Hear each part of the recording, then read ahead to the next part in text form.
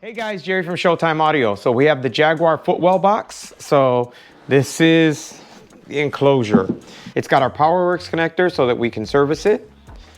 We got the wire ready for the sub itself. We made the steel bracket and it's gonna bolt to a factory mounting location that's in the dash, in the firewall. And then we have another mounting location back here that's in the floor. So the nice thing is the enclosure is gonna be super secure. And by this being right in front of the woofer, it's going to ensure that we transfer the energy. The least vibration we can get in the box from the box moving, the more energy we're transferring into the vehicle. So the bracket is nut and bolted. These are nylocks, so it won't vibrate loose. We got giant flat washers so that it can't rip itself out. Plus, it's kind of fits in there very snug. But let me show you the sub. We're gonna be using the Audio Mobile Elite, the 3210. So that will bolt into there. And then this entire assembly will bolt into the car. And again, we have some space in order to allow for the excursion of the sub. We don't need nowhere near that much space, but we want a little extra to give the woofer some space to load. So the original tweeters for the Jaguar cam lock in. Obviously these are not original, these are aftermarket. So what we ended up doing is we machined the ring, and it's hard to see, but the teeth are in there, which line up to these. So in essence, what you'll do is you drop the tweeter in and you lock it in place. We put the little line so that we know it's fully locked. This way we know we're not slightly off, because it's really easy to like not lock it all the way. So this ensures, but now the tweeters are also removable in the same exact way that the factory is, except we're using a much better aftermarket tweeter. All right, so just wanted to show you the levels that we have to go to ensure that the speakers work properly. So this is the factory speaker with the mounting, which is the same, but it also, if you see it, it has this foam gasket. So what that does is it seals against the door panel, ensuring that the sound, all the sound goes into the cabin. Well, we want to create that as well.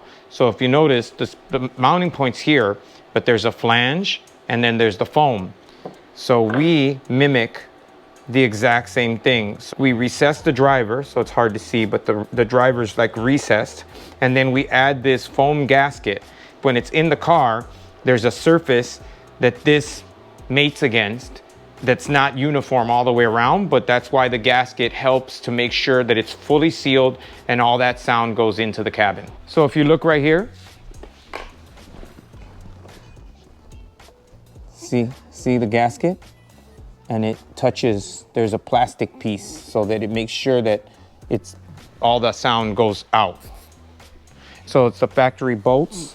So this is those helix adapters with the plug built right into the adapter, using all the stock hardware, and then that thing's gonna sound amazing. And then the stage 2 deadener, he did around the speaker, this inner service panel, and basically all the flat sheet metal. All right, just want to show you this final thing. So we're about to load the enclosure and put it in the vehicle. So one of the last things we do is we add this denim fill. So back in the day, we used to use polyfill, which is like a pillow, the lining inside of a pillow, but this is This is a much better material. So you find this used a lot in really high-end home theater cabinets, like these gorgeous $1 million cabinets. So one of the other things that we do is we use this denim fill. You find this a lot in really high-end home theater cabinets. So it serves a couple purposes. One is it makes the woofer believe that it's in a larger enclosure. So depending on how much you put in here, you can in essence adjust how big the woofer thinks the enclosure in. 2 is it absorbs some of the back waves of the driver, which basically make it sound better. So a lot of times, depending on the design of the box, you have some cancellation or some turbulence, for lack of a better word, which can kind of color the sound. But by doing this, it kind of absorbs that and doesn't allow for cancellations and just gives you a ton better output. So continuing on with Brian's project, never ending things to figure out. But check this out. Look at this amazingness. So it's bolted there to the chassis of the car, and there's a bracket that runs it's hard to see, but it's all the way to the firewall, and it's bolted there. But here, I mean, that thing is absolutely rock solid. And that's what you want, right? Because the more solid the enclosure is, the more the energy, rather than vibrating in the enclosure, the more the energy gets transferred to the vehicle, right? You get that loading effect, and we get way more bass. This thing is gonna sound ridiculous. I actually can't wait to hear this. So again, if you look at it, if the dealer popped this off, they would not have any idea that that's not a stock panel, stock enclosure. You'd never know. Again, that's where there was a factory steel plate that went in that location. So this is the plate that lived in that space. And so what we ended up doing is we're picking up one of the stock points here and this point here. And that point happens to be directly at the top dead center of our driver.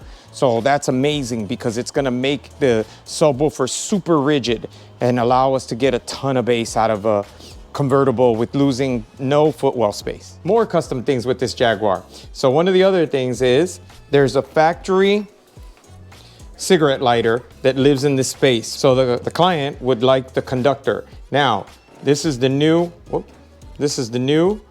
Conductor Pro. It's bigger than the original Conductor. And so obviously we have a size problem and we don't want to cut this carbon fiber piece, right? So, and we wanted to also have a same look as the push to start button. So what we ended up doing is we took the conductor apart, which was no small feat, by the way. And then we make this piece of transparent acrylic. So if it's dark behind it, hold on. If it's dark behind it, you can't see through it. But as soon as the LEDs go off,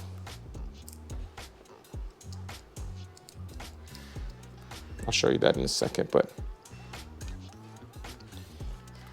and now that fits there.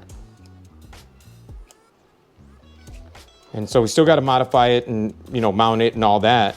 But now you'll have the conductor.